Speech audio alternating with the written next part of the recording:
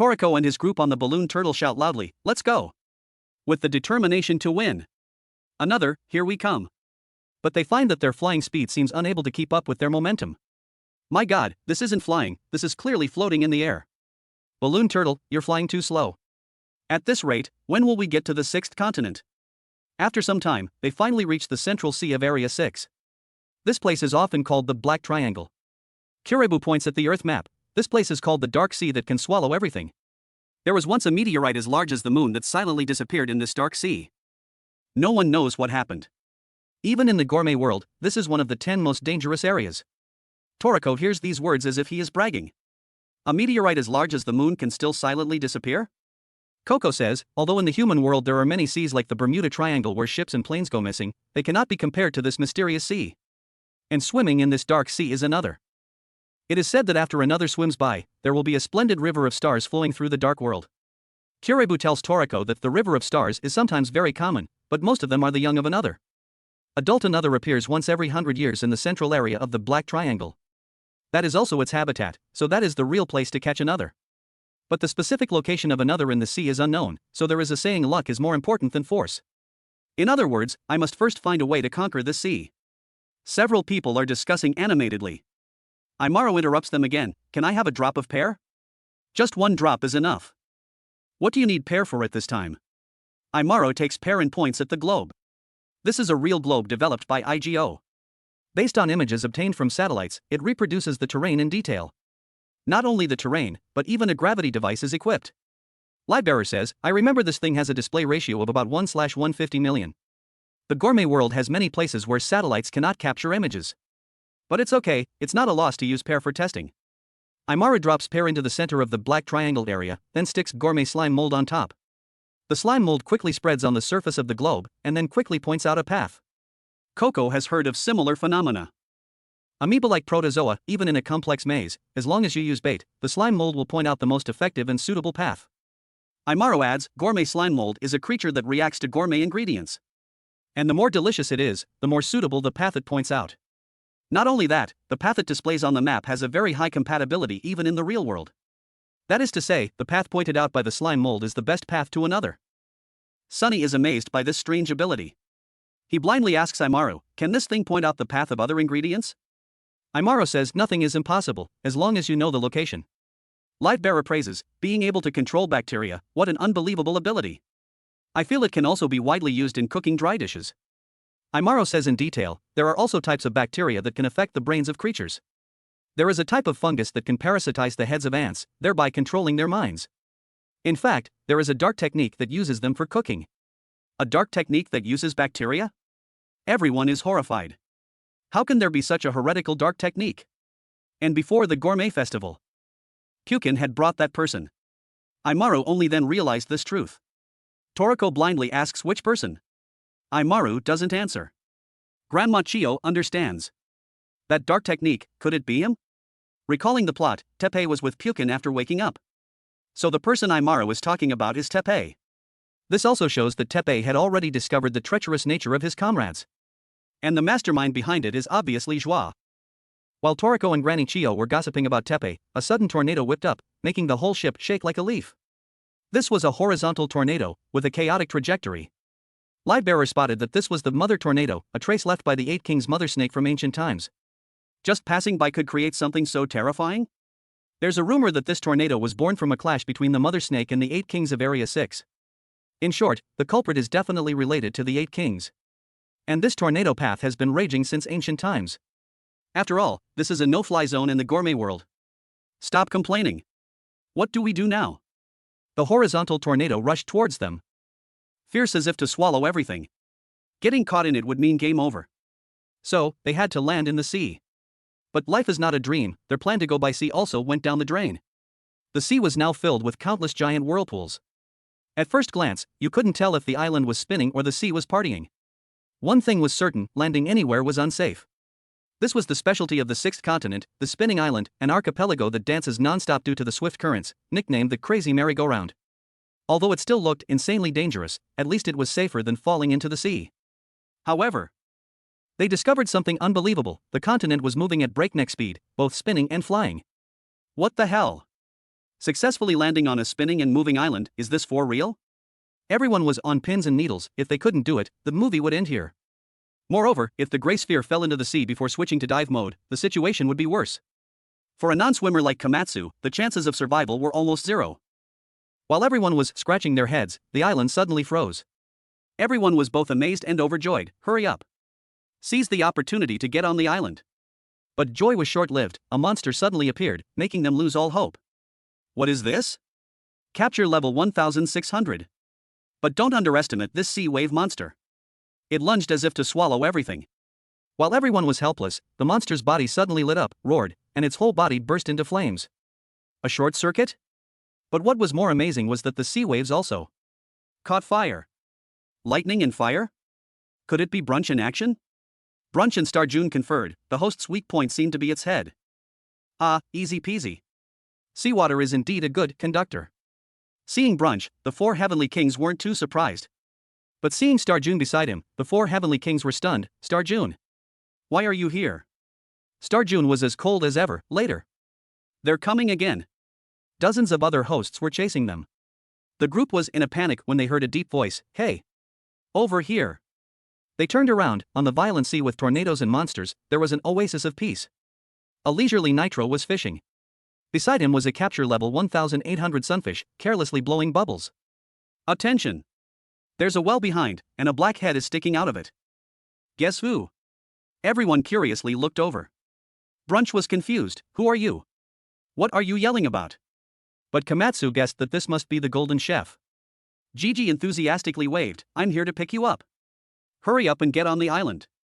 Well, whether it was really Gigi or not, just get on the island first. Only after landing on the island did they realize it wasn't an ordinary island. There was a well on the island, and inside was a whole other world. In fact, the island floating on the sea was just part of a giant shell. This was the capture level 1000 camping monster. It could create a special magnetic field, turning its surroundings into a safe zone. Therefore, Gigi could stay inside all year round in complete safety. Gigi sipped some tea and introduced to everyone, this is my villa. No matter how the sea roars, it's safe here. Just relax and rest. Everyone was confused, not grasping the situation. How could they relax? Komatsu bravely asked, are you the golden chef? Gigi-san? Starjun put down his hot soup. The soup contained jigsaw plankton. These were plankton with a diameter of 0.1 millimeters, shaped like jigsaw pieces, creating a myriad of flavors. A single jigsaw puzzle contained hundreds of trillions of pieces. To create such a superb soup required super-level cooking skills. There was no doubt, this was the golden chef. As soon as Starjun finished speaking, Toriko stood before him. Did you also come under Midori's orders? I can't think of any other reason. Starjun smiled faintly. Don't ask me. The boss's goal has always been the full course menu. I'm just following him. By the way, it seems you've obtained pear soup, right? According to the boss, the gender-bending effect of pear solved some mystery. This seems to be his personal matter. He said at the time, I understand. The enemy I need to aim my spear at. But Starjun didn't know what he had learned. He could only retell that much to Toriko. Yuta also stepped forward to ask about the safety of the other chefs captured by the Bishokukai. Brunch told them to rest assured, he had checked on each of them before coming. Moreover, he had made a deal with Midora. If he collected the entire Acacia's full course menu, he would release all the chefs. But whether he would keep his word was unknown. Komatsu grinned, don't worry. Midora will definitely keep his promise. Seeing Komatsu so full of life, Brunch was overjoyed. He had been worried sick before. Komatsu chatted with him for a bit, then turned to Gigi. Gigi-san, you organized that notebook, right? Then, the two discussed the notebook. Toriko finally realized, the notebook you're talking about is the one from the Gourmet Pyramid. Gigi added, that's the notebook where we recorded important recipes in code. Only exceptionally talented chefs can decipher it. Hundreds of years ago, this notebook was stolen. But I never expected it to end up in Komatsu's hands. Komatsu wanted to return the notebook to him.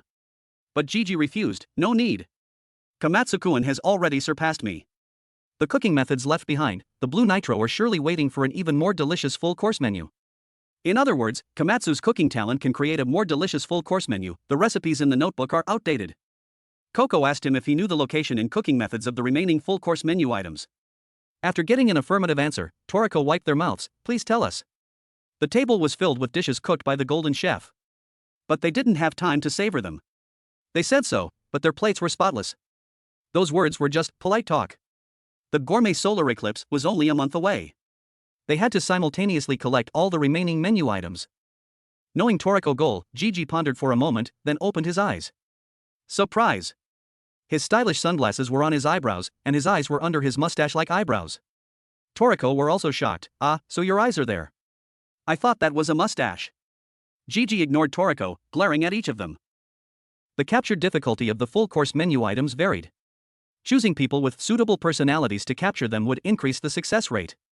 Gigi asked for their names and sized them up from head to toe. Soon, he made his decision: all members, more than half, must stay in Area 6.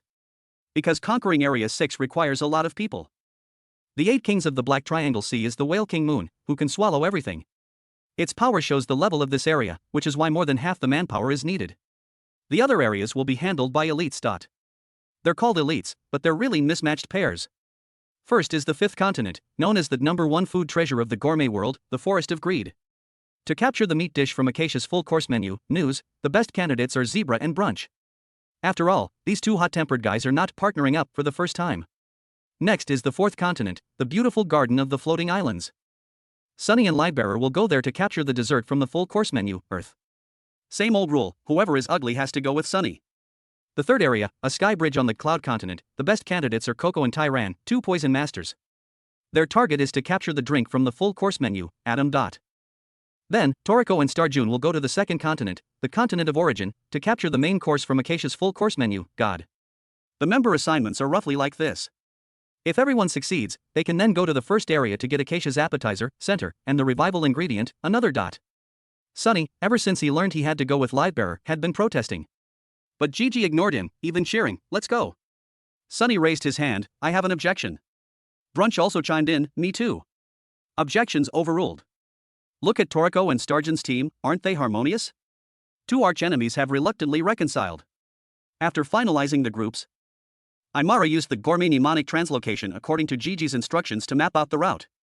This was the shortest path to the ingredients. The gourmet mnemonic translocation could guide them to ingredients that gourmet hunters would take hundreds of years to find. Although its accuracy was high, this route was based on the real Earth, so abnormal weather changes could spawn terrifying monsters, which was unpredictable. He reminded everyone to be careful. Before leaving, Rin told Toriko to be careful. Toriko wore the new clothes Rin gave him. "Thanks. If we return safely in a month and capture God, we'll have a wedding." Rin was moved to tears. Toriko added, "The venue? Of course, it's at Komatsu's Gourmet Hotel." This also moved Komatsu to tears. Moved is moved, but why is your face as red as a monkey's butt? Toriko called Komatsu over. "I'm counting on you for the other things. The next time we meet will be when we complete our full course menu." This time, everyone was ready, and the camping monsters for each group were assigned. Well then, let's set off. Brunch couldn't understand why he had to be teamed up with Zebra. Zebra, on the other hand, was unfazed, business as usual. Their warship was a level 200 pufferfish, its head armed to the teeth with guns, ready for a bloodbath at any moment. Zebra casually sipped a small glass of wine, his face gleaming with excitement. "Finally, it's time to party. I was about to grow mold from boredom. Our ship is pretty dope. With it, we're probably invincible, right, Brunch?" Brunch was still grumbling about not wanting to be teamed up. "Why do I have to go with you? I'm here to help Toriko hunt for stuff." Zebra scoffed, "What's it to me? I didn't decide. Come on.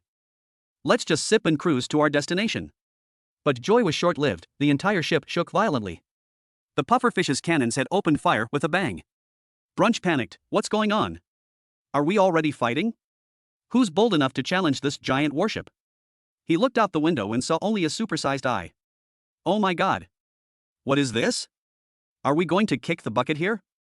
Sunny and Lightbearer's steed was a level 720 walrus. It looked quite dapper, but Sunny complained incessantly, "Don't you think our ship is ugly as sin?" "Oh wait, you're ugly too.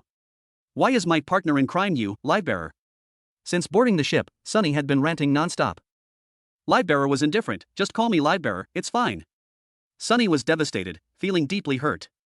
Lightbearer consoled him, "The 5th continent is apparently the most beautiful place in the gourmet world, so that's why they chose us. I also want to test Sunny-chan's skills sometime." Sunny was furious, "Shut up." Compared to these two bickering couples, Coco and Tyran were much more harmonious.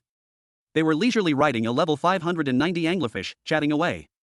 Tyran surmised, "If they chose us, the place we're going to is definitely not easy peasy. Coco, however, thought there might be a surprise. I heard Institute Zero is on the Cloud Continent, an impregnable place. Who knows, it might be a cool place. Let's go check it out. The final couple was Toriko and Starjun. The atmosphere was awkward. Starjun looked twice as tall as Toriko. After a long silence, Toriko finally broke the ice. Isn't Medora's order to capture another? Is it okay to be teamed up with me? Starjun was stone-faced. He told me to assist you. Anyway, the goal is to collect the entire full course menu, so there's no difference. But personally, I'm very interested in the spirit world. Toriko was curious, to find some ingredient? Starjun was indifferent. I don't remember either. Is the memory I have really mine, or is it from my gourmet cells? If it's the latter, there might be clues in the spirit world. Toriko lamented, it seems we're just vessels for our gourmet cells. I've never eaten God, but I decided to make it the main course of my full course menu. I decided that a long time ago. Why is that? Maybe it wasn't me who decided, but the craving inside my body. Starjun was silent for a moment, then asked, what happened in the last 2 years? You've progressed by leaps and bounds. You're a completely different person now. Toriko recalled the bloody battle, feeling nostalgic. So it's been 2 years already. The battle with you, that single defeat, is something that thousands, tens of thousands of victories cannot compensate for. Even now, that scar still stings in my heart. Now, the result would probably be different. As for Gigi and Komatsu, Gigi explained, there are 4 gates to the spirit world. The first 3 are the continents that form the Black Triangle, East Continent, South Continent, and West Continent. Although each continent has a blue stone gate, the environments are all harsh.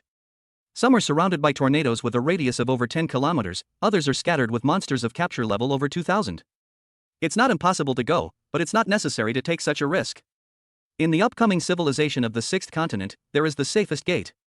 But it is the largest and most prosperous civilization in the gourmet world, the underwater gourmet city, the Blue Restaurant. It is a supersized underwater city of master chefs. That place is no less than the human world during its golden age. Komatsu was excited, amazing. There's such a gourmet city deep under the sea. Let's go quickly. Gigi was surprised but still smiled, as long as it makes you happy. Soon, they arrived at the Black Sea, the Black Triangle. The place was pitch black, the seawater black as coffee or thick soy sauce. Yuta thought it was more like squid ink. Komatsu found it a bit weird to describe the sea using ingredients or spices. Gigi said it wasn't weird at all, because the Black Triangle also had a nickname, the Sea of Broth. This was the intersection of the oceans in the gourmet world. The source of the flow of flavor, and the origin of all flavors. This sea was 30,000 meters deep, ranking 3rd in the gourmet world. The flavor of the seawater was divided into regions like the parts of an animal, though different, there was a pattern. The deeper, the more delicious.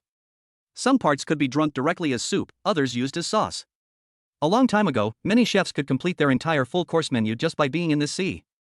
The more Komatsu listened, the more he craved, so there are so many delicious fish and shellfish here. Not only that, the coral, shells, and rocks here can also be used to make special cooking utensils. Gigi revealed, the 7 golden utensils I used to use, which can prepare anything, are currently in this civilization. And only those 7 utensils can prepare another. Yuda was curious, another is an ingredient from the spirit world, right? Gigi explained in detail, the spirit world lacks flavor, so the spirits crave flavor in life. But you can't bring the flavor of the real world into it. But nothing is absolute, there is one flavor that can be brought into the spirit world. And that is the fish treasure in the deepest part of the Black Triangle, another. In fact, the thing that continuously creates flavor for this sea is another. In other words, another is the only bridge connecting the 2 worlds. Gigi lectured very seriously, but the others didn't seem to be paying attention. Nono called Komatsu to look out the window, and he saw a vibrant field of flowers. The whole world was filled with beautiful flowers. It doesn't look like a dangerous place at all. Komatsu wondered, why did the Black Triangle light up? The dark seabed suddenly brightened. What's going on? Gigi slapped his forehead, could it be the sparkling Nebula River? He looked towards the light source. I knew it. It's the Nebula River. It's the trace of another passing by. Even if it's just a fry. And this trace has been here for a long time. If even a fry can leave such a beautiful light and lingering fragrance, imagine how heavenly a mature another would be. Granny Chio looked at the sparkling Milky Way, sighing, so beautiful. Is my little son watching this Milky Way somewhere? That's why I joined the rescue team this time, to enter the gourmet world, because I heard about the spirit world. Komatsu played dumb, is it about your deceased son? Granny Chio looked at the sparkling Milky Way, sighing again. I'm old but I still can't sit still. My son was frail, from birth to the age of 12, he was hooked up to tubes in the hospital. The day he was discharged, on the way to my restaurant, his condition suddenly worsened. My only regret is that I couldn't let him taste my cooking. My little son didn't even know the joy of eating what flavor was before he passed away. I wanted to let go of my son's matter, and I decided to be grateful for the past, to let go of my attachment. But I'm still unwilling. I want to cook a meal for my son and savor it together. If this small wish can come true, even just once, for that, I would do anything. Granny Chiyo's story was heartbreaking. Komatsu was deeply moved. Chin Chin was stone-faced. If you don't have enough determination, don't enter the gourmet world. At least everyone here has a strong, unshakable determination. The atmosphere was solemn, like a pep rally. Komatsu enthusiastically shouted, "Me too! Me too! No matter what happens, I won't be scared, I won't back down. I will definitely bring another back." Komatsu, who was full of confidence, turned around and saw a giant coral monster approaching. "There's a monster. Let's run." Match was speechless. "Didn't you just say you wouldn't back down no matter what?" "No choice, the situation has changed. Trash talk only works for so long." Gigi introduced, "That's the Coral King, a coral giant, lured here by the fragrance of another fry. On the 6th continent, besides the 8 kings Moonwhale King, there are 7 kings you shouldn't get close to, called the 7 beasts. Each has a capture level far exceeding 4,000. Simply put, the ecosystem of the 6th continent is maintained by the balance of power between the Whale King and the 7 beasts." Nono looked out the window. "Hey, is that coral giant chasing us?" Komatsu was worried. In a place with such terrifying monsters, is there really a civilization? A black shadow loomed closer, speaking gloomily. Komatsu was scared out of his wits by the sudden voice. "Whoa! What is that?" Little Black stared with dazed eyes, looking innocently at him. Gigi smiled. "See? Let me introduce you. He is the slime leader, the stone spirit. He insisted on coming with me to pick you up." Gigi was about to say more but was silenced by the slime. The slime shushed him. Gigi was confused. "What's wrong?" "They'll find out sooner or later." "What's wrong with saying it now?" Alright, I get it." Komatsu and Nono were confused. "Who is it, anyway?" Gigi changed the subject. "We're almost there. That's the roof of the civilization." Everyone looked in the direction he pointed, a giant shell that could blot out the sky. This was the largest shell in the world, the giant shell. Its area was actually 10 million square kilometers. And within it was the prosperous civilization of the 6th continent, Blue Grill, also known as the Blue Restaurant. This seashell is freaking huge. A quick scan around wasn't enough to take in its entirety. Before Komatsu and the group could even be amazed, the seashell slowly opened. Gigi shouted loudly, "Hurry up! Get in now!" The giant seashell flipped its lid, releasing countless tiny air bubbles. At first glance, it seemed to want to swallow them all. Behind them, the coral giant was still in hot pursuit. Once inside, the seashell quickly closed. The group wasn't eaten. Instead, they had found their destination. This was the underwater gourmet city, a Blue Grill restaurant. The dense towns and crowded streets did not hide the prosperity of this place. Stretching from the beach were rows of residential houses and shops. Even in the human world, it was unlikely to see such a sight. The group was overjoyed, eager to go ashore. However, the coral giant that had followed them had no intention of letting them go. It suddenly burst out of the water. Just as it was roaring fiercely, the roar abruptly stopped. The group watched in astonishment as its entire body was cut into small, neat, square blocks. This was definitely not the work of an ordinary person. At that moment, a two-headed bird with a large basket around its neck flew by, scooped up a full basket of the fragments, and flew back as if on a mission. Everyone couldn't believe what was happening before their eyes. The huge and ferocious coral giant was taken care of in an instant. Yuda could feel that this slash came from a very distant place. To be able to cut so neatly from such a distance, without a doubt, the person who did it was a godly chef. Yuda added, "That person is terrifyingly strong." However, Chin Chin and Chiyo didn't seem to care. "Hee, since they helped us, it must be a welcome, right? This way of greeting is quite special. But speaking of which, if the coral giant wasn't dealt with, we probably would have been goners, right?" Komatsu was overjoyed. "There's such a skilled chef here, I must go see immediately." Chichi laughed loudly, "Ho ho ho. You seem happy, huh? Besides President Ichiryu, you're the first person to be this happy." "What? President Ichiryu has been here before?" "Yes, that was hundreds of years ago." Hearing the name Ichiryu, Slime angrily clenched his fist, muttering, "Ichiryu. Ichiryu." Komatsu noticed his strangeness and quickly asked, "What's wrong?" "Slime-san?" Slime turned his head and said, "You have to call me Don, it's Don, or Donslaw for short." Komatsu didn't quite understand, but he obediently agreed. Damala asked, "Are we the second guests after President Ichiryu?" Gigi replied, no. 2 years ago, this country's investigation team brought 3 people. Or rather, carried them here, because all 3 were about to kick the bucket then.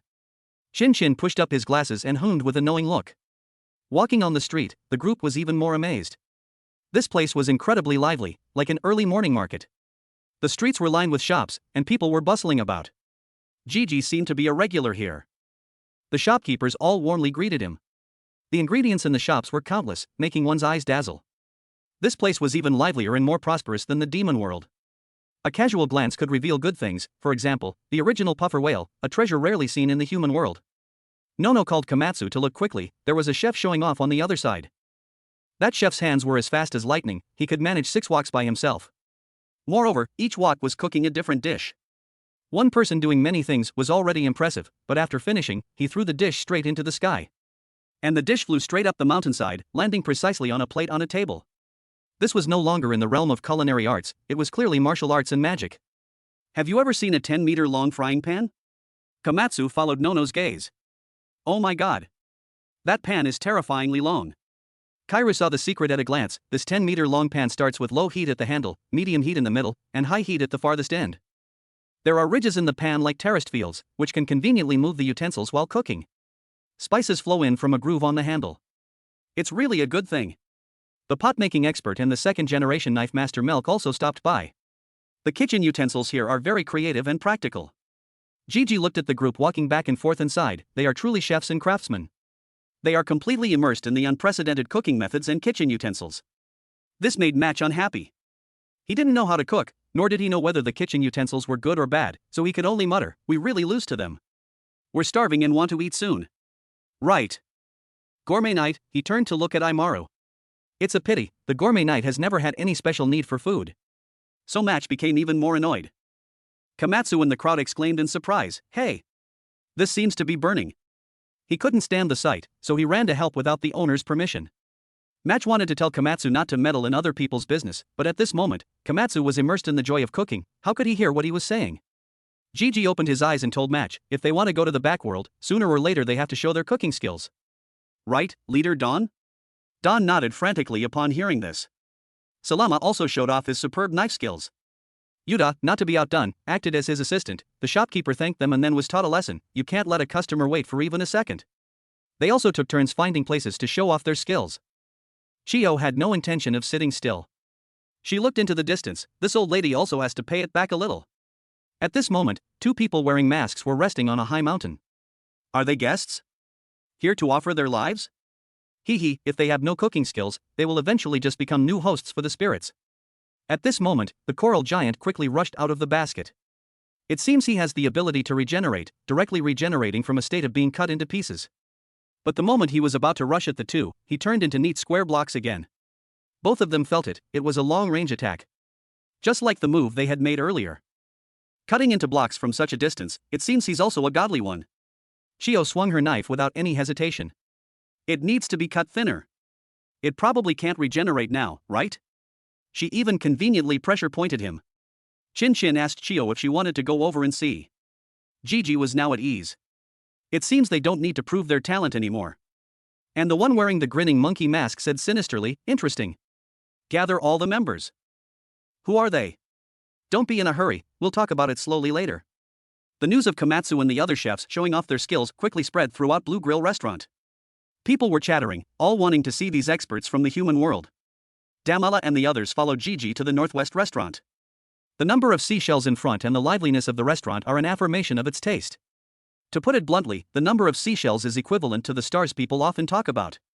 Here, the highest level is 10 seashells. The chef's rank is also calculated by seashells. Wabitora was eating greedily and was surprised. Why is there beef in the deep sea? Are there farms here?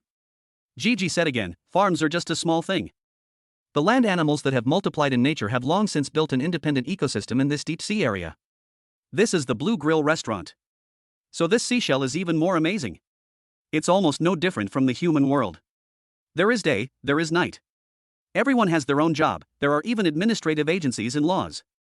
500 million people live and work in peace and prosperity. The second generation Milk was curious, why can such a prosperous civilization develop here? Gigi said, it's thanks to the gourmet spirits. Of course, everything has 2 sides. The sun is about to set. However, that's just the glowing part of the seashell dimming, this seashell is still alive. As soon as it gets dark, you will understand the secret of this civilization. While everyone was chatting, Komatsu was in the toilet unleashing the flood. And outside the toilet, an innocent little boy was anxiously waiting. The little boy's name was Cheiko, and he was about to not be able to hold it in anymore. He shouted loudly, "I can't hold it in anymore. Please come out quickly." Komatsu finished his business, feeling refreshed in body and mind, and walked out of the toilet. "Oh, that was great. I ate a little too much." Seeing the child in front of him, Komatsu boasted, "Hey, do you know where the waste in this civilization's toilets is discharged?" The child now only wanted to go to the toilet, how could he care about these things anymore? He impatiently shouted, "How would I know? It's probably discharged directly into the sea. Get out of the way, uncle." Hearing the word uncle, Komatsu felt as if he had been struck by lightning. What did you call me? Uncle? Am I really that old? But thinking about it, he was almost 29 years old, indeed at the age to be called uncle.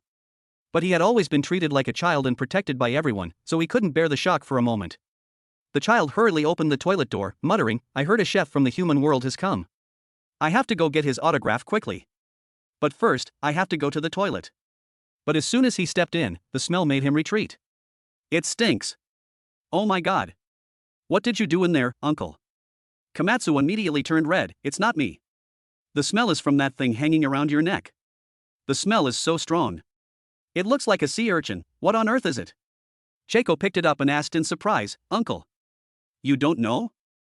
As soon as he finished speaking, he heard the sound of splashing water. Komatsu was also stunned. The child couldn't make it to the toilet and wet himself on the spot. This time, it really couldn't be explained. Cheiko and Komatsu got acquainted. Cheiko heard that he came from the human world and looked incredulous. "I heard a talented chef has arrived." "Uncle, no, Komatsu, you don't look like one at all." Komatsu was a little upset, insisting on being called by his name. "Didn't you say uncle? I remember Blue Grill Restaurant has many skilled chefs." Cheiko said, "There are many chefs here. And my dream is to become a chef who can single-handedly run a restaurant." After speaking, he showed Komatsu his collection of autographs from 5 seashells chefs. They are the only 5 chefs here who have 10 seashells restaurants, the heroes of this country. Komatsu naturally wanted to meet these people too. Cheiko held the autograph book and carefully observed Uncle's signature. He didn't finish his sentence before retracting it. "Forget about your signature, Uncle. After all, you're just Komatsu." Komatsu was hurt again. But that wasn't important. He was curious what the stinky thing hanging around Cheiko's neck was. "It looks like some kind of ingredient." Cheiko said, "This is a protective charm called Sea Urchin Charm." As he finished speaking, he looked up and saw a giant monster appear behind Komatsu. Once night falls, Blue Grill Restaurant has a situation, monsters will appear. That's why Cheiko kept complaining and wanted to go home early.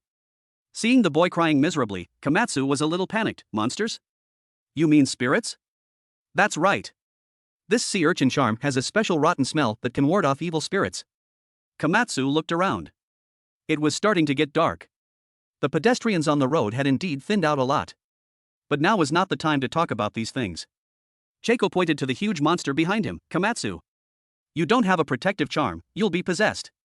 Komatsu was so scared that his eyes rolled back. "What should I do now?" "Run." The two, without another word, turned and ran in sync. In a corner, a person wearing a mask peeked out.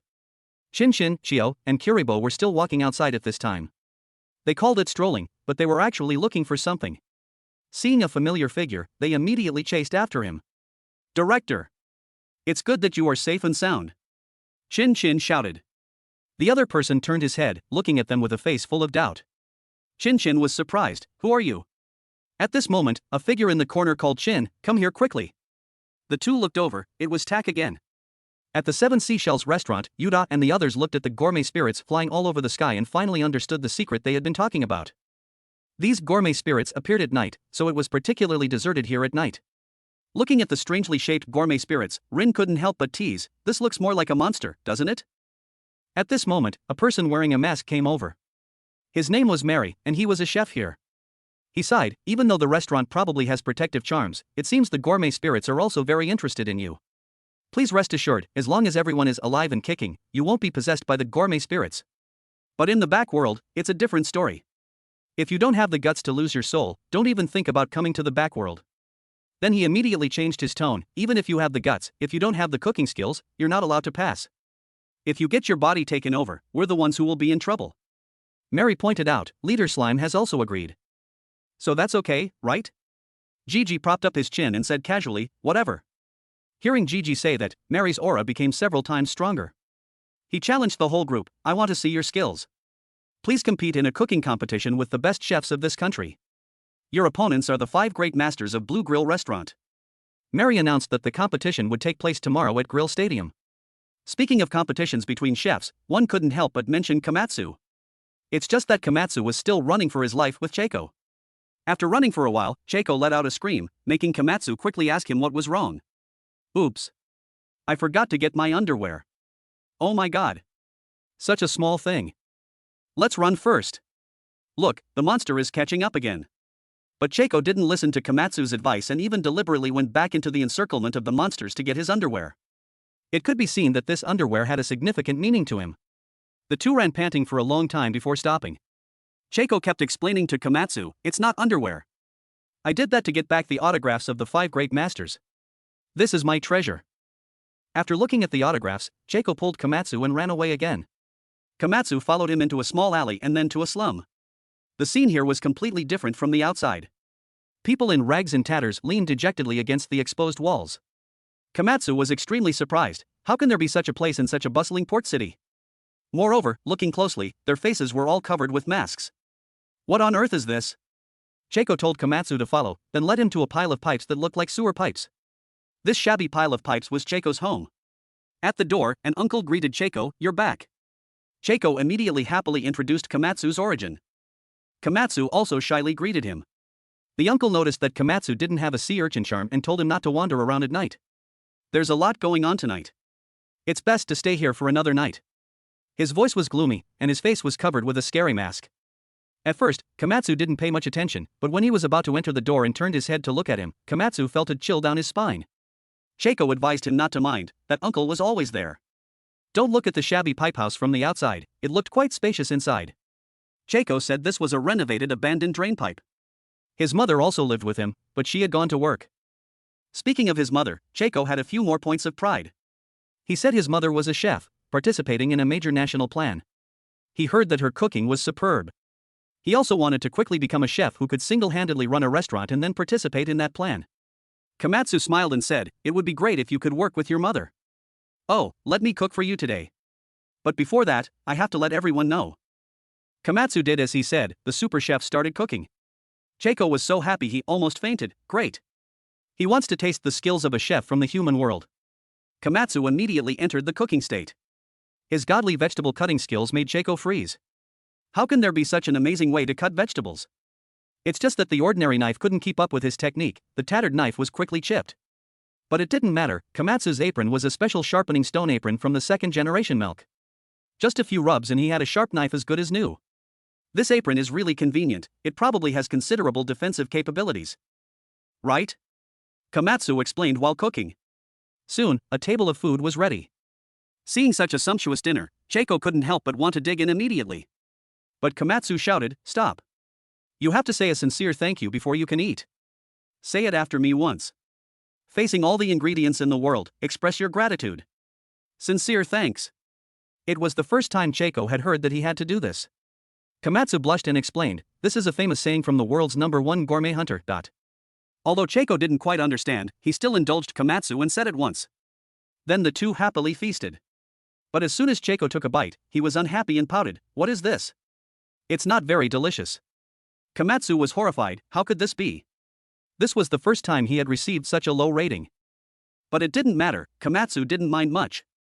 After the meal, the two played for a while before turning off the lights and going to sleep. Chieko quickly fell asleep. Komatsu looked at the soundly sleeping Chieko and thought about many things. At Chin Chin's place, they were sitting around a fire eating barbecue. Seeing Tak, they were already very happy. It's good that you alone are safe and sound. It was clear that they had already talked. Now they sighed, soul trading or something, it's hard to believe. Is that true? Tak calmly explained, the Goro tribe are the survivors of ancient gourmet mages who summoned gourmet spirits. This is information obtained after talking with the gourmet spirits. It's definitely not wrong. Chio said, there are other souls parasitic in the bodies of the prison director and Lala. This Chin can understand. It's just that I don't know why they all wear those strange masks. Tak said, the dark spirit world has no day. It's a world without the concept of time and space, a pitch-black world. Therefore, the revived spirits have to wear masks for a while, otherwise they won't be able to live because of the dazzling light. Kuribo didn't understand what the so-called plan was, even to the point of not hesitating to trade souls. What on earth did they want to do? Tak replied, it's to develop a completely new taste. Sooner or later we will have to participate in that plan for our purpose. It might be as early as tomorrow that we can participate. But we have to win the final match first. The next day, when the sun shone into the pipe house, Komatsu was still sleeping soundly. It's just that his side was empty. The uncle wearing the mask slowly approached the sleeping him, then quietly sat in front of his head. Dirty liquid flowed from his eyes, nose, and mouth. Accompanied by a gurgling sound, it slowly dripped into his mouth. Komatsu suddenly opened his eyes. Seeing no strange uncle beside him, he breathed a sigh of relief. Was it a dream? But Cheiko had really disappeared. He hurriedly ran out to find Cheiko and even asked the uncle sitting at the door if he had seen Cheiko. The uncle slowly said, he was taken away. It was forced collection. Cheiko is also like his mother, having to sell his soul? The uncle's words made Komatsu confused. What on earth is he talking about? Can souls be sold? What happened to Cheiko's mother? At the grill stadium of Blue Grill restaurant, this place was packed like ants. It was like a festival. Balloons flew all over the sky, and the endless cheers showed the liveliness and importance of this place. On the 10th basement floor of the grill stadium, in the lounge of the five great masters, Asaruti, who had a stunning appearance after taking off his mask, was choosing books from the bookshelf. He used the quantum reading method. Reading books in seconds, so he had to take about 2 books at a time. Just a glance and he knew the content of the book. A moment later, he had finished reading the 2 books, then stretched and lay on the chair in thought. At this moment, the head chef of the deep-sea seaweed restaurant, Condor, came over. He happily shouted, "Everyone! The top is packed to the brim. What a lively atmosphere of millions of tons. Even the 10 stars have gathered. Such a magnificent scene, is it seen once every few decades or every few hundred years?" Meimei said unhappily, "Condor. The door is too bright, and you are too noisy." Condor didn't care about his teasing. "Hey, Meimei, what do you think?" Meimei couldn't help but turn around and say seriously to him, "Good. If you open the door, you have to close it. This is the 23,652nd time I've reminded you. If you do it again next time, I'll throw you into the spice pot." Condor quickly said, "Oops, no, Meimei. I mean, what do you think of this?" Kakino advised Meimei not to waste his words. "You can see old age at 3, a habit of living for thousands of years, no matter what you say, he won't change." But I didn't expect him to remember how many times he had said it. No one is paying attention to me again. Condor then turned to Asaruti lying on the chair and said, "How amazing is the chef from the human world? The chef you saw, what on earth, why are you crying?" Asaruti shed 2 streams of hot tears, making Condor stunned. The head chef Picnic advised him to behave himself and not to provoke Asaruti. "She's reading a book. It's best to stay away from her. She's immersed in that book." Condor thought, what book could make Asaruti cry? The name of the book is Marilyn's Pot. It seems to be a good book. Picnic had an impression of this book. Isn't that the moving work of more than 500 pages by Melisman? Melisman is a writer in the human world. That book seems to be the book brought by a young man from the human world 216 years ago, right? Ha? A young man? This guy seems to be an old man? That old man Ichiryu, is he even stronger than the big boss? And he's a borrowed talent from the human world. Looks like, these imported chefs this time are no joke. Well, he was brought here by a super chef after all. The hype is real. Asaruti opened his eyes and coldly stated, "Your constant yammering in my ear is getting on my nerves. I'm the one who called the ST10 members, so do me a favor and shut your mouth." Condor leaned in close, "So that means this match is going to be a real spectacle, right?" Faced with this intentional trolling, Asaruti's mood dropped, and he couldn't take it anymore. "How many times do I have to tell you? One more word, and I'll deal with you." Condor, however, seemed to be looking for some fun, and with a mischievous grin, he said, "Deal with me? Who even uses such an old-fashioned word these days? Come on, come on. We can be revived anyway." "Ha!" Asaruti's voice was full of impatience. "If you're so eager to die, I'll oblige. How about a few 10,000 times? Pumba's Picnic Party." Asaruti had just finished the second book, and her emotions were all over the place, her mood as gloomy as a pot of chives. No wonder her mood was so bad now. Meimei, on the other hand, was impressed by young talent, and the sheer richness of their emotions made him incredibly envious. Kakino stood up from her chair. She had also read this book. But she couldn't remember the content anymore. While they were shooting the breeze, a staff member opened the door and shouted, "Ladies and gentlemen, please get ready. It's almost your turn to take the stage." Outside the hall, the MC was hyping up the audience. "Is your white rice ready?" Everyone raised their full bowls of rice, cheering loudly. "We're ready to eat our fill. Let's get started. We're starving." In other places, people might be looking for drama, but here, all they had to do was wait for the feast to begin. The MC passionately announced, "A dish made from the 5 great 10 scallops." Just the smell alone, without even looking, is enough to knock out 10 bowls of rice. Such a top-tier rice-bringing chef is truly a rare find. Not only the audience in the hall, but people all over the country watching the live broadcast were also holding their rice bowls, licking their lips in anticipation of the moment it would begin. Thanks to the MC's hyping, the atmosphere was at its peak. Yuda and his group were stunned by the fiery atmosphere of the scene. This stadium can probably hold 30,000 people. To build such a magnificent stage in such a short time, from yesterday to today, is truly top-notch.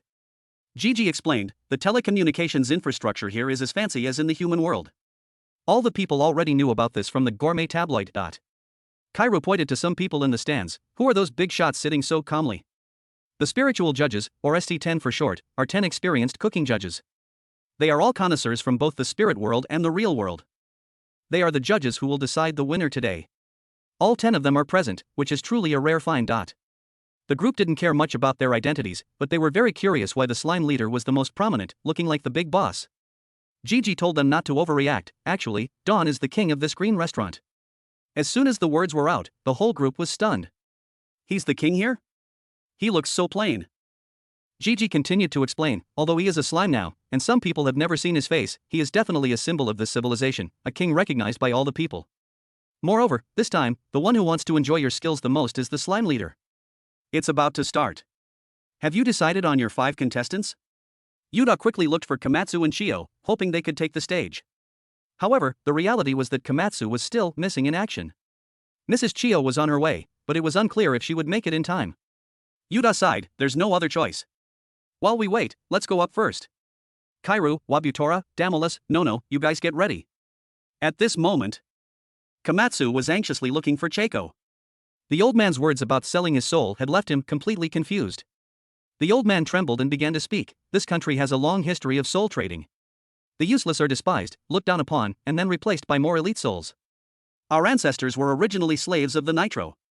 The gourmet cells that were forced into their bodies back then, the genes of our ancestors and mothers, are still inherited. This has both its pros and cons. The con is that the genes of those who couldn't fuse with gourmet cells have been passed down through generations like a scar. Most of the abnormal people are like this. Don't you find it strange? Why was a civilization with such a tragic fate built so prosperously? From the clues about the poor, soul trading, and genetic inheritance, Komatsu guessed, could it be due to soul trading? The old man didn't deny it. Here, the disabled cannot receive the education and treatment they desire. For the state, instead of wasting effort on such people, it's better to replace them with more elite souls from the start. Most of the slum residents, after their souls are replaced, have joined the state's project, being forced to work there, and it never ends. In this way, they can have an endless supply of labor." Thinking of Cheiko's words, Komatsu quickly asked, "Cheiko's mother also joined that project, right? Was her soul replaced? What exactly is that project?" The old man sighed and continued to reminisce. The slum residents have their blood drawn randomly every 6 months for a detailed health check. Those with abnormal signs are forcibly detained, and their souls are used for trading. Cheiko's mother's eyesight was not good. After giving birth to Cheiko, she was almost blind. To raise Cheiko, she always tried to hide this. But 6 months ago, her secret was discovered, and she was also detained. Cheiko still doesn't know about his mother's eyes. He is still waiting for his mother to come back. Unfortunately, his mother will probably never come back. Thinking of Cheiko calling out mom in his sleep, Komatsu's heart ached. If Cheiko's mom can't come back, what about Cheiko? Will his soul also be replaced? The old man replied, "If there's nothing wrong with the body, it won't be replaced. But Cheiko's sense of smell and taste are very poor." At this point, Komatsu understood why Cheiko had such a strong reaction in the bathroom earlier and why he complained that his cooking was not good. It turns out that could be a sign of his abnormal sense of smell and taste.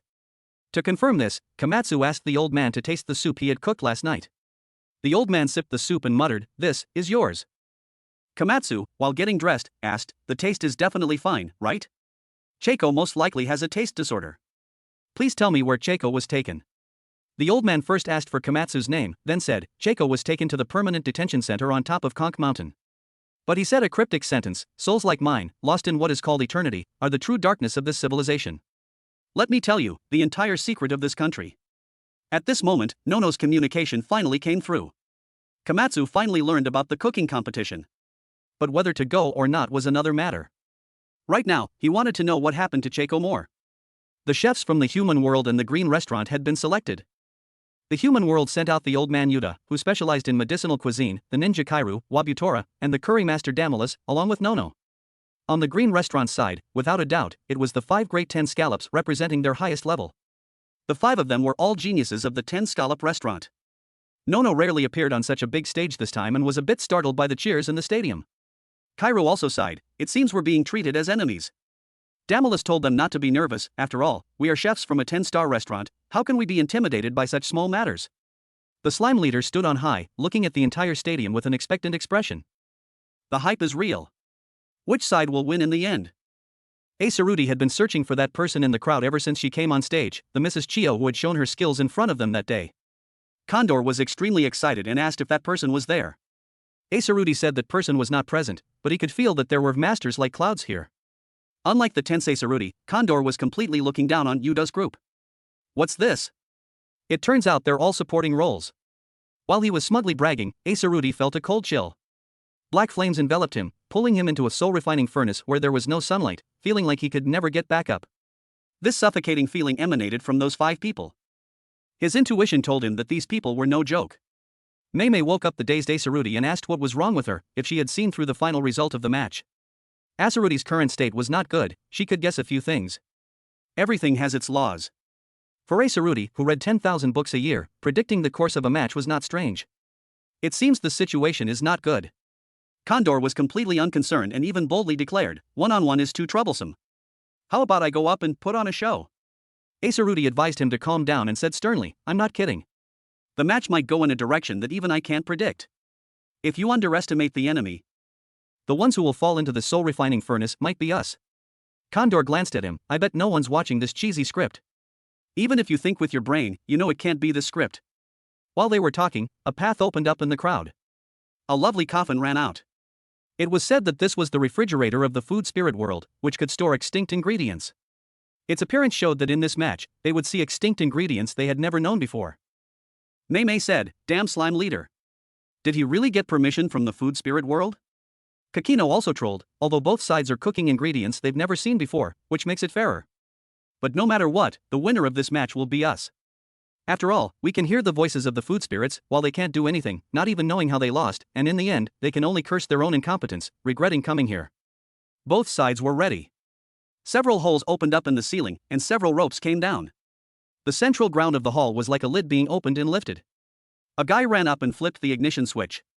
Immediately, flames erupted on the stage. No, not ordinary flames, but like soul swaying. To be precise, this was the soul furnace of the food spirits. The flames are burning. Not resentment, its fuel is not gas or electricity, but souls yearning to survive, a fierce gluttony. Ladies and gentlemen, the soul furnace, a specialty of the Gourmet Stadium, has been lit. What's with the fire in the soul furnace? Rin worriedly covered her face. This furnace looks so haunting. Imara told them to look quickly, as something else was falling. The MC hurriedly ran towards the crab coffin and saw it slowly blow a bubble, like a soap bubble, gradually rising and finally stopping in midair. Then, the crab coffin opened its lid, and from inside jumped out several beautifully shaped, divine fish. The fish, blown out of the bubble, could swim freely as if in water. The shiny scales and incredible vitality of the fish amazed the entire hall. The first dish is fish? What kind of fish is this, anyway? How do you even cook it? Everyone was racking their brains. Completely baffled. The MC explained, this rare fish is called a leaf fish. In the first round, the side that cooks this fish more deliciously will win. This species went extinct about 15,000 years ago, once living in the multi-gravity valley on the 5th continent, an extremely rare type. Even back then, it was a super special dish that few people got to taste. Not to mention cooking it, just catching it was incredibly difficult. Faced with this high-end fish they had never seen before, how to catch and cook it, bringing out its maximum flavor, was truly a great challenge to the chef's imagination and skills. Yuda and the others looked at the shiny water ball. Is that a fish pond? It feels like that bubble is like a fish pond. But the liquid inside is probably not water. Yuda thought, that's not a normal space either. So, before cooking, we have to find a way to get it out first. Yuda thought for a moment, then said he would go on stage first. He turned around and called for Milk the second. Milk. My kitchen knife, I'm counting on you. Milk replied, "Is that the universal kitchen knife my father sharpened? It's ready." Condor looked at the live swimming fish, drooling. "The big fish looks delicious. I want to try it right now."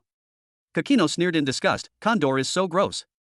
Mei said, "To be able to drool so much, that's truly enviable." Condor remained arrogant, "Let me go see, watch me handle it in a flash." As soon as he finished speaking, his muscles tensed, his eyes suddenly widened, and he charged straight towards the leaf fish. The moment he touched the water ball, his whole body was sucked in. The space inside was completely different from the outside. Gravity of different intensities acted from all directions, as if being pulled into a deep abyss under a waterfall, his body spinning, completely unable to find balance. Don laughed and said, "There is no concept of gravity in the spirit world. You have to cook precisely in that environment. If you can't adapt immediately, even if you can enter the spirit world, it's useless." Condor tried to maintain his balance, then saw the leaf fish open its mouth wide, as if wanting to swallow him. "Is this thing a carnivorous fish? Such a big mouth." Condor focused his power in his palm, creating something like a space, and with a single swing, he blocked the leaf fish's mouth full of sharp teeth. Look closely. In this match, no matter how you think about it, I, who have experienced the spirit world many times, have the upper hand. Condor in a flash completed the pressure point strike, easily catching the leaf fish. Seeing Condor showing off his skills, the audience in the stadium erupted. Amazing. He perfectly struck the pressure points of a dish he'd never seen before. He's truly one of the 5 great 10 scallops. A young genius, Condor said he was no longer young, but my experience is super invincible. On the other side, Yuda also received his knife. He said, "I'm 124, probably much younger than you. My name is Yuda. Ever since I fought with Setsuno and Mrs. Chio, I never thought I would face an opponent older than me." Yuda's voice was calm and composed, and behind him was the unconscious leaf fish. "How exciting. I've caught it too. Let's start cooking." Condor was a little shocked. He also completed the pressure point strike? That's unbelievable. Seeing that Yuda seemed to be a formidable opponent, Condor introduced himself. 124 years old is still just a child? I'm Condor, I've lived for over 3,000 years, I can't remember my specific age anyway. Yuda advised, "You'd better try to remember. A small mistake could be the reason you lose to a child." The MC received Yuda's information and shouted excitedly, "He is Yuda, the 1mm medicinal cuisine master." Condor scoffed, "I don't care if you're a few or whatever. Let's have an unforgettable match. But I'm forgetful. So please, you must make a super invincible dish." Yuda's performance surprised the whole hall. After the MC saw the detailed information, he realized that this was the head chef of a 10-star restaurant in the human world. The MC even exposed his entire menu on the spot. The dishes on the menu were all very common, with the highest level being only in the 20s. It wasn't just Condor who looked down on him, even a random person from the gourmet world wouldn't think he was anything special. Condor was amazed, "What's this? This menu is so poor. Aren't the levels too low? Don't make me angry." Yuda looked down on the capture level. The capture level means nothing. Everyone's menu is neither good nor bad. Each person has their own recipe. Which is the most perfect work for them? I also had a companion. My menu contains his wishes, it's an invincible menu that is second to none. Condor indifferently replied, "Humph. Is that so? I'm not interested in tasting it anyway, whether it's delicious or not doesn't matter." While the two were having a war of words, the crab coffin used its claws to cut the fish pond. Yuda and Condor, each at one end, were separated into 2 spaces, then fell into the blazing soul furnace. Delamas and the others were extremely nervous. At this rate, both of them will fall into the soul furnace. But it was a competition, after all, how could it be so simple and brutal? While everyone was holding their breath, waiting for the horrifying scene to happen, a seesaw appeared on the soul furnace. This is the seesaw kitchen. Both ends of it were kitchens, and the heavier end would tilt down. If you can't finish the dish quickly, cook it, and leave, you will sink into the soul furnace with the kitchen. This is a battle of cooking speed. The fire in the furnace burned stronger and stronger, and the flames, like demons, constantly flew out. The staff member who lit the fire just realized something was wrong, and was pulled into the furnace by a large flame, letting out a painful scream. The audience screamed in fear. Seeing the man struggling weaker and weaker, the scream suddenly stopped. His mask had fallen off, revealing a face that had been drained of life force. Everyone was shocked that such an accident happened on the scene. The gluttony of the souls has devoured even the life force? How terrifying. The MC was even more excited. He shouted, "See? If you fall in, you die. In this fire, I'm afraid no one can escape." Condor still scoffed. "This is a bit cheating. Making him compete in speed with a master like me, isn't that not giving the opponent a way out?" He created another space. This is my teleportation kitchen. It seemed he wanted to escape the soap bubble of the crab coffin. Damalus zoomed in with his right eye's lens, wanting to see more clearly. The MC held the ST's information and read to everyone, "It takes quite a lot of effort to eat this fish. The outer layer, like a water bubble, is a multi-gravity space." It said that this fish lives in such an environment. Although the two seemed to be standing very normally, from the kitchen utensils around them, it could be seen that this space was like a washing machine. Constantly spinning, a special space with gravity pulling from all directions. This fish could not survive if it escaped this space. To maintain the maximum freshness and deliciousness of the leaf fish, it must, of course, be prepared in its most original preservation environment. Yuda carefully observed the fish's body. These scales look like leaves. Let's get a closer look. Aren't these herbs? The strong bitter taste of this plant has preserved the fish's freshness. To cook the fish meat, I'm afraid I have to find a way to remove these leaves. Moreover, looking at the neat arrangement, perhaps the leaves must be picked in order. With hundreds of licenses to cook special dishes, the experienced Yuda, relying on his experience, deduced how to cook the leaf fish. Finding out how to cook dishes you've never known before is very difficult, but it doesn't take too much time. He just breathed a sigh of relief when his end of the seesaw suddenly sank. The seesaw kitchen tilted, which showed that Condor's progress was faster. At this time, he had already processed half of the dish he'd never seen before. The person next to him shouted, "Finish cooking quickly. Plate it and bring it out for tasting." Damalus stared at the space next to Condor and asked suspiciously, "What kind of space is that, anyway?" Yuda was not panicked at all and snorted, "How can you process this fish at that speed? You think I would say that?" Ever since he met Komatsu, after seeing his divine speed, this speed no longer impressed him. Having lived for over 100 years, he was used to using it, but after seeing Komatsu's true strength, he was greatly shocked. He is truly a genius. In his eyes, Condor was no match for Komatsu. Therefore, even facing the flames of the soul furnace, he was not panicked, but calmly continued cooking. Condor sneered again, "I see you're just a half-baked person. I'll make your calm face instantly turn as green as a leaf." Hearing these words, Yuda became enraged and recounted his foolish genius days. The young Yuda didn't understand why his master wouldn't let him inherit the signboard of the restaurant, even though he was good enough. His master only told him to go out and train first. Before leaving, his master said, "You are truly a genius, but because of that, you cannot feel the most important thing." Yuda didn't understand and followed his master's instructions, starting his training journey. On the way, he met Zen, who was risking his life to catch a medicinal beast. The medicinal beast was not a formidable monster, but for Zen as a child, it was still too difficult. Yuda brought Zen back to the village and was surprised to learn that all the villagers were sick. Therefore, he stayed in the village and became a doctor for everyone. He assured everyone that he was a medicinal chef, and even if everyone was seriously ill with his dishes, there was no need to worry. At that time, the food he made was extremely difficult to eat. Although bitter medicine is effective, one bite tasted so bitter it made you want to die. The children didn't dare to eat his food. Only Zen ate it. He said, "Of course I'll eat it, even if it's terribly difficult to eat." Yuda retorted, "Don't get excited. I can make delicious food too." Zen had an expectant look on his face and asked excitedly, "Uncle, are you really a chef?" "My dream is to become a bishokuya. I've already thought of a name for my menu. It's called the Invincible Menu. It's a menu that can cure all diseases in the world. That's why it's called invincible." "Uncle, be my companion. The weakness of my menu is that it's difficult to eat. So I need you to cook it deliciously. You saved the whole village, so being my companion is the most suitable." Yuda hated his proposal. What invincible companion? How boring. You think you're worthy of a genius like me?